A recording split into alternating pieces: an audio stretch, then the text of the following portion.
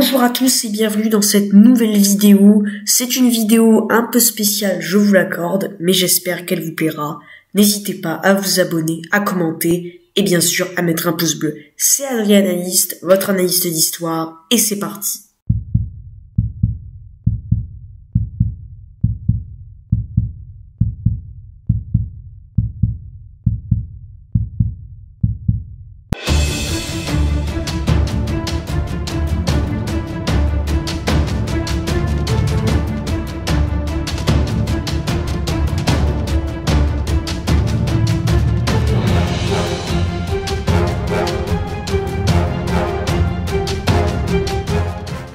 Dans cette vidéo, nous allons parler de 5 choses que vous ne saviez pas sur Napoléon, c'est-à-dire 5 anecdotes plus étonnantes les unes que les autres. J'espère que cette vidéo vous plaira et que vous allez en apprendre plus. On commence tout de suite.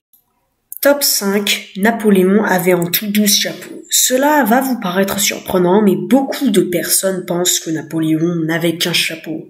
Alors qu'en réalité, c'est faux, il en avait en tout 12, dont le plus célèbre, celui dont on pense en général qu'il est l'unique, est exposé à Berlin et non en France. Les autres chapeaux appartiennent pour la plupart à des collectionneurs qui acceptent de les prêter parfois.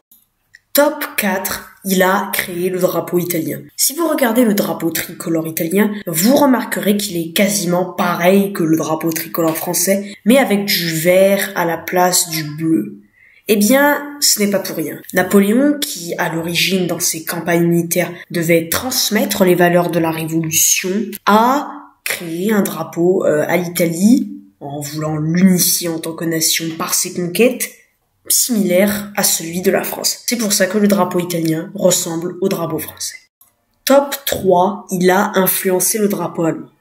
Un peu de remise dans le contexte. Nous sommes en 1813 à la bataille de Leipzig et Napoléon est vaincu par les soldats allemands. Cette bataille va d'ailleurs entraîner peu à peu la fameuse abdication de 1814. Étant battu par ces soldats sont vus comme des héros pour la nation bientôt allemande, vu que c'est pas vraiment encore l'Allemagne. Et ils étaient habillés en noir, jaune et rouge, et on a donc repris ces couleurs pour le drapeau allemand. Alors vous me direz, oui, mais d'un autre côté, Napoléon n'a rien à voir avec ça, vu que c'est pas lui qui était aux commandes des soldats allemands. Mais sans Napoléon, peut-être que tout ça n'aurait jamais été, et que le drapeau allemand n'aurait jamais été comme ça. Donc d'un autre côté, Napoléon a permis cela.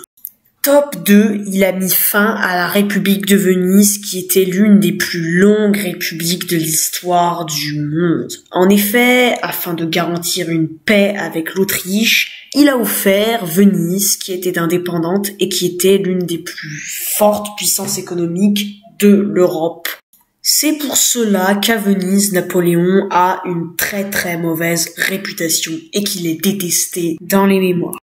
Top 1, ce n'est pas Napoléon qui a gagné la bataille du pont d'Arcole. Nous avons tous déjà entendu parler ou vu ce tableau où l'on voit Napoléon prenant un drapeau français à la main et s'élançant vers les troupes autrichiennes sur le pont d'Arcole. Ceci est la bataille du pont d'Arcole. En effet, cette bataille a été gagnée, mais lors de cette fameuse avancée héroïque de Napoléon, Napoléon a perdu à ce moment-là. Et c'est un officier, lui, du nom de Murion, qui décédera peu après, qui gagna réellement la bataille du pont d'Arcole. Eh bien voilà, cette vidéo touche à sa fin, j'espère qu'elle vous aura plu et que vous en aurez appris plus. C'était Adrien Analyste, votre analyste d'histoire. À la prochaine.